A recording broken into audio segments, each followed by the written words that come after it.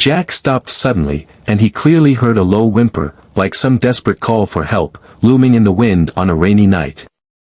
The cold rain slapped his thin school uniform coat, and the city at night seemed particularly quiet and cold. Jack stood at the entrance of a dilapidated alley surrounded by abandoned construction sites, and the messy steel bars and garbage dumps emitted a damp and decayed smell. He rubbed his eyes, trying to see where the sound came. The sound intermittently, like suppressed pain, with a heart-pounding tremor. "Who is it?" Jack asked in a low voice, although he knew no one would answer. He hesitated for a moment, feeling a little scared. His father John often warned him not to run around after school, and not to get close to these dangerous places. But Jack's curiosity and some kind of uneasiness inside drove him forward. He carefully stepped on the mud that had accumulated water, his shoes made a squeak sound, and his palms were covered in cold sweat. The sound became clearer as he approached the garbage dump. He looked down and found a huge black shadow curled up in a pile of worn-out cardboard boxes and plastic bags. Jack's heart tightened suddenly. With the dim street lights, he saw clearly that it was a dog, a huge dog. Its hair was messy, soaked, so dirty that it could hardly see its original color. There were still a few deep scars on its body, and blood mixed with mud and water seeped out, which looked shocking. The dog's eyes were empty and tired, as if he had given up struggling, but when it noticed Jack's approaching, it suddenly raised its head and stared at him with a pair of amber eyes. There was pain and vigilance in that look, but it was more of an indescribable plea. Jack's throat seemed to be blocked by something, and he stood there blankly, his heartbeat roaring in his ears. He had never seen such a dog, strong but embarrassed, fierce but full of sadness. He wanted to turn around and leave, but his steps seemed to be nailed to the ground. Are you okay?" Jack's voice trembled. He knew he asked a stupid question, but he really didn't know what to say. The dog didn't move, but just whimpered softly, as if responding, and as if lamenting. Jack swallowed and finally plucked up the courage to squat down. He stretched out his hand, but the dog immediately bared his teeth and let out a low growl. Jack was so scared that he retracted his hand and felt panic. "I won't hurt you."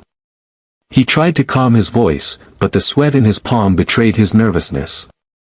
He took out a piece of bread left over lunch from his school bag and placed it carefully in front of the dog. The dog's nose moved, but it did not go to eat immediately, but continued to stare at Jack with his vigilant eyes, as if judging whether the strange boy was trustworthy. Jack didn't move, he knew he could only wait. After a few seconds, the dog finally lowered his head and slowly bit the bread. Its movements are very slow, as if it is afraid that sudden movements will cause danger. Jack breathed a sigh of relief, and an indescribable feeling of sorrow surged in his heart. He didn't know what the dog had experienced, but his appearance made him feel a deep sorrow. "You must be very hungry, right?" Jack said softly. He felt a little embarrassed when he watched the dog finish his bread voraciously. He looked around and found that this was not a place for dogs to stay. "I can't leave you here," Jack murmured to himself. He took off his coat and gently covered the dog. The dog's body stiffened, but did not resist. Jack tried to reach out his hand again. This time, the dog did not bare his teeth, but just raised his head slightly and looked at him with tired eyes. "Let's go home," Jack said with courage. He knew his father John would definitely not agree, but he couldn't watch the dog die here. He carefully helped the dog up and found that its body was heavier than he thought. The dog's legs seemed to be injured and he was walking limping, but it did not struggle, but just leaned on Jack quietly, as if he had finally found a harbor to rely on. The rain was getting heavier and heavier, and Jack's clothes were already wet, but he ignored them at all. He walked step by step on the way home, holding the tired dog in his arms, and a complex emotion surged in his heart, both fear and a sense of satisfaction that he had never felt before. When he pushed open the door, his father John was sitting on the sofa watching TV. He raised his head after hearing the movement, and a hint of surprise and dissatisfaction appeared on his face. "Jack, what did you bring back?" John asked with a frown. Jack looked down at the dog in his arms and said firmly, "It needs help."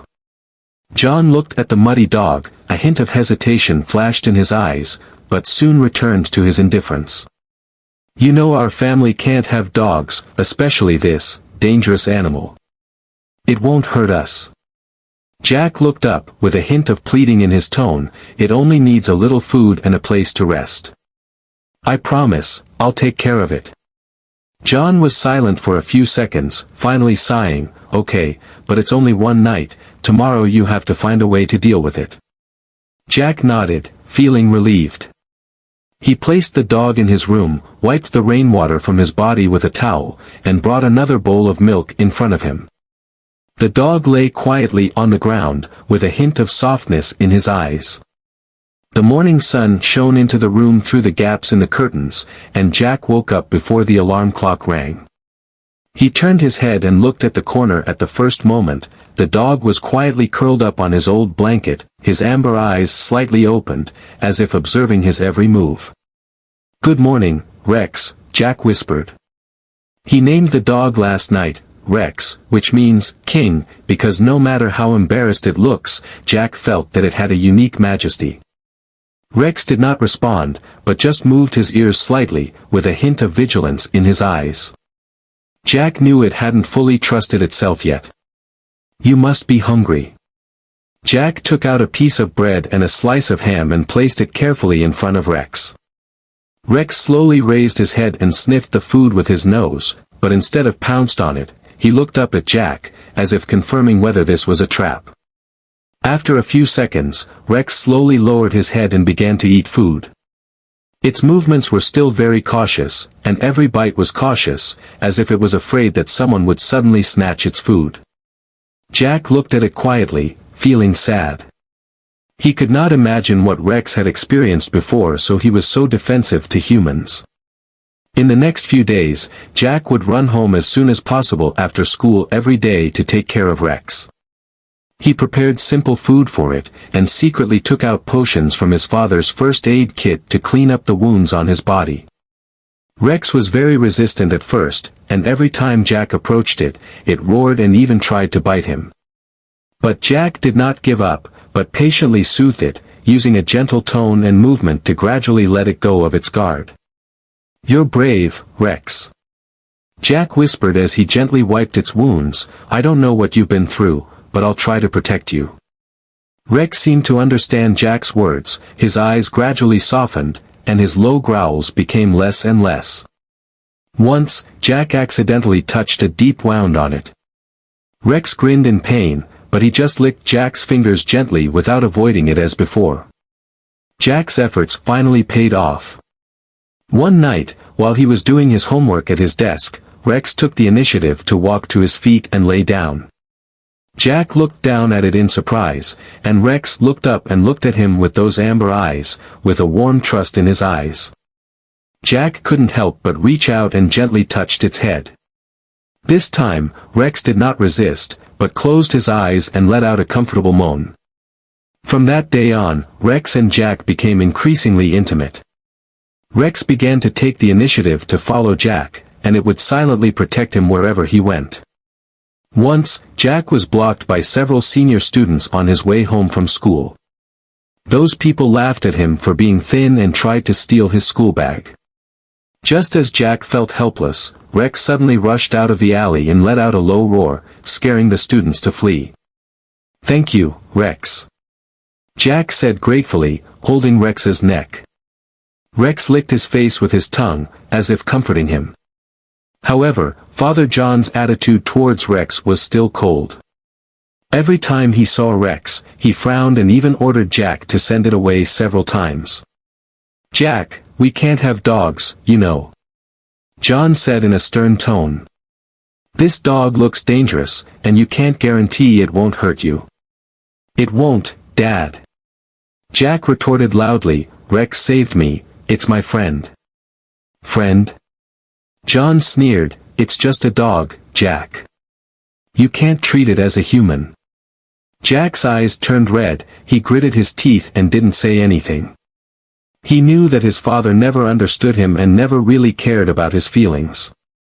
Since his mother passed away, the father has become more and more indifferent, devoted all his time and energy to work, and ignored his son. Rex seemed to notice Jack's emotions, and it walked to Jack and gently rubbed his arm with his head. Jack looked down at it, a warm feeling surged in his heart. He squatted down and hugged Rex, whispering, "It's okay, we'll stick with it together, right?" Rex made no sound, but it licked Jack's face hard, as if giving him strength. A few days later, Jack decided to prove Rex's worth to his father. He took the initiative to take care of Rex, got up early every day to prepare food for it, and took it to the nearby open space after school. He also taught Rex some simple instructions, such as, "sit down," and, "come over." Rex learned very quickly and showed extremely high intelligence. Once, Rex even helped John get the keys to the car that had fallen in the yard. When John found himself searching for car keys around the yard, Rex seemed to notice his master's trouble. It sniffed back and forth in the yard with its keen sense of smell, and after a while, it ran excitedly into a grass, digged a few times with its claws, and then ran back to John with the key in his mouth. John looked at Rex, surprised and moved, couldn't help but touch its head, and smiled and said, "You are really my good helper." Since then, John trusted Rex more. Their relationship is getting deeper and deeper, and Rex is not only his pet, but also his companion in life, even his family. No matter what difficulties he encountered, John knew that Rex would be by his side, bringing him warmth and help. Since Rex came to Jack's house, life seemed to have become more fulfilling and fun. However, this peaceful day did not last long. One evening, neighbor Tom suddenly appeared at Jack's door, and the sound of knocking on the door was quick and rude. When Jack's father opened the door, Tom stood at the door with an aggressive look on his face. "This dog is mine." Tom pointed to Rex, who was lying on the porch, his tone filled with unquestionable domineeringness. "Its name is Bruno, it's my dog. You guys give it back to me." When Jack heard this, he immediately ran over, guarded Rex, and said angrily, "It's not yours, it's called Rex. We found it in the forest, it's my family now." Tom sneered, his hands in his pockets, and his eyes looked at Jack in a drowning manner. "Boy, what do you know? This dog is mine, I have evidence. I have chips for it, you can check it." Jack's father frowned and tried to ease the atmosphere. "Tom, we just kindly took it in. If it's really yours, we can check it out, but please calm down." But Tom refused to give in and his voice became louder and louder. "Verify. I tell you, I've called the police long ago. You are stealing dogs. If you don't return the dog to me, I'll let the police solve it." Rex seemed to feel the tension, and it whimpered in a low voice and hid behind Jack. Jack reached out and stroked its head, saying firmly, "Rex doesn't want to go with you, it's afraid of you." Tom's eyes became even colder, and he leaned closer and threatened in a low voice, "Boy, you'd better not meddle in other people's business, or I'll make your whole family have a hard time." After Tom left, the Jacks fell into uneasiness. Jack's father began to worry, thinking things might get complicated. If this dog is really his, we might get into trouble. The father sighed, and there was a little hesitation in his eyes looking at Rex. "Maybe we should send it away so we can't cause trouble." When Jack heard this, he immediately retorted, "No. Rex is my friend, it does not belong to Tom. And you didn't see how scared it was? Tom must have done something to it."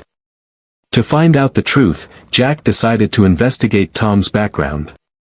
He inquired with his neighbors and gradually realized that Tom was not a good person. Someone told Jack that Tom is usually irritable and often makes a big fuss at home. He also had several dogs, but none of them could stay with him for a long time.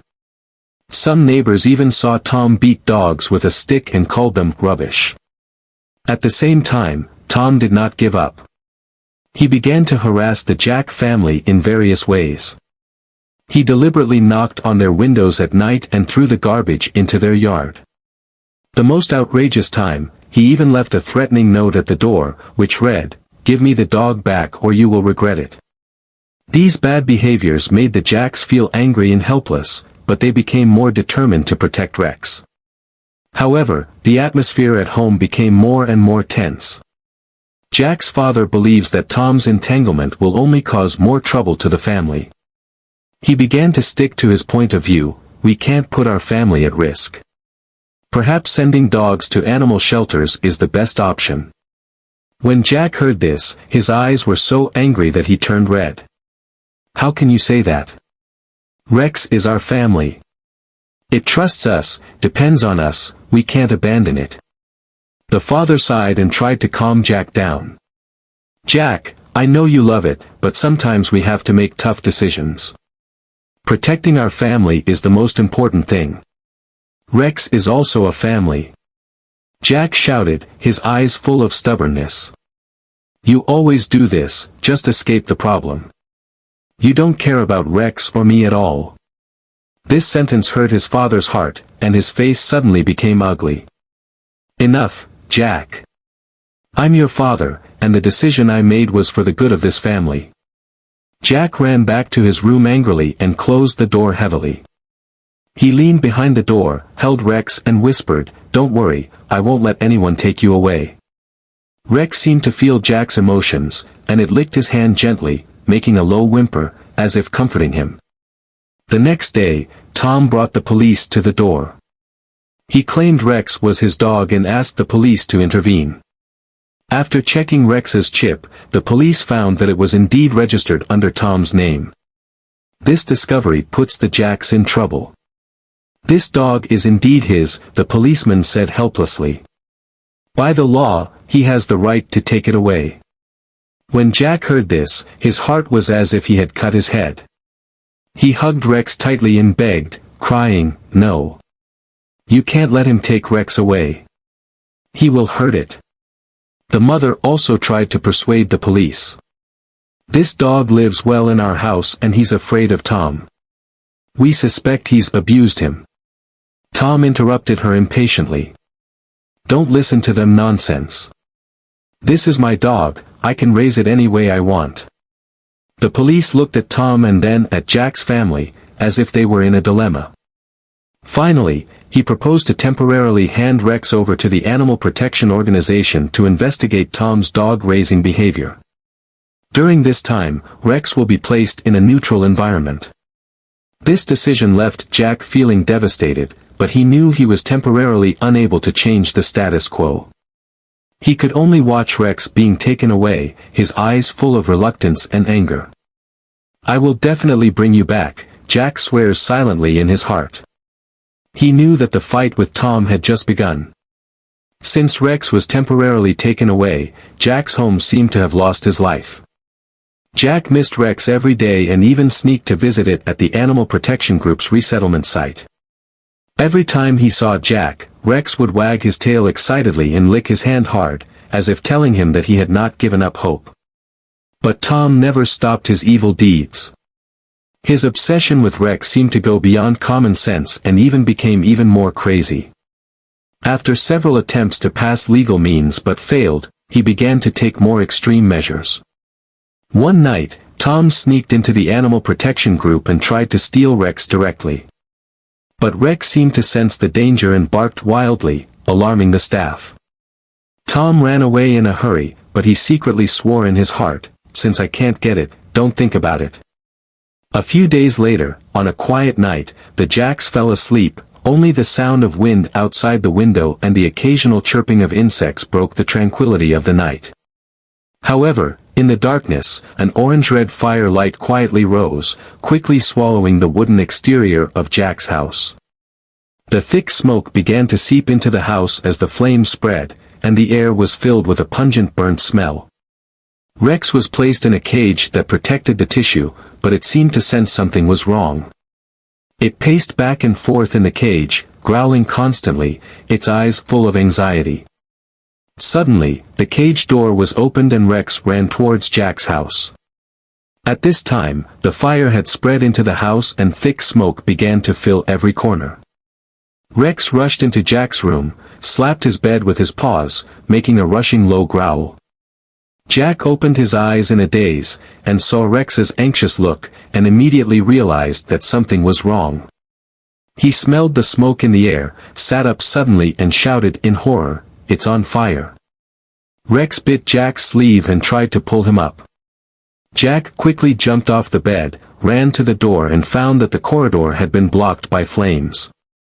His heart sank suddenly, his eyes filled with fear. "We have to go out through the window," Jack said to Rex. He opened the window and found that there was a grass outside, but it was a little taller than the ground.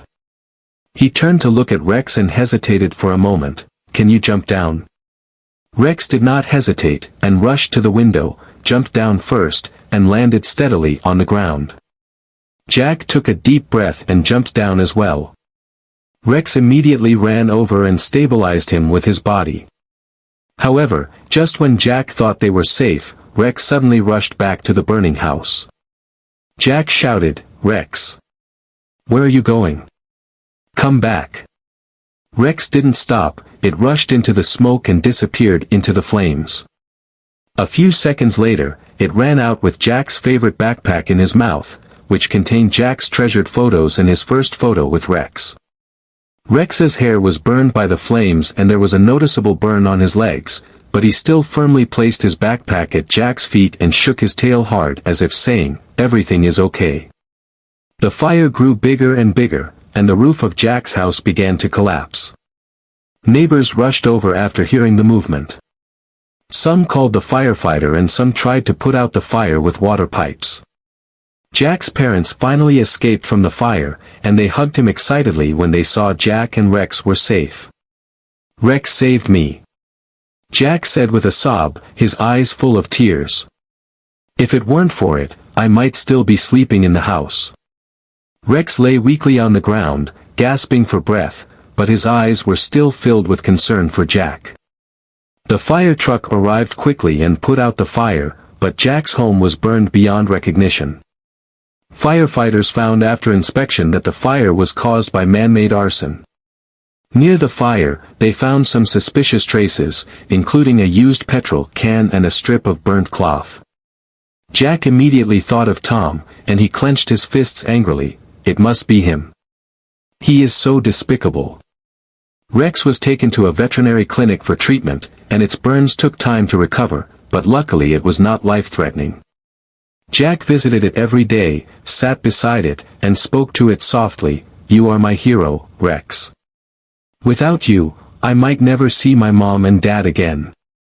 Rex sniffed Jack's hand and let out a low whimper, as if saying, "I will always protect you." Meanwhile, the police began to investigate the truth about the fire. Neighbors offered testimony, accusing Tom of wandering near Jack's house before the fire broke out. In the end, Tom was arrested by the police and his evil deeds were finally punished as he deserved.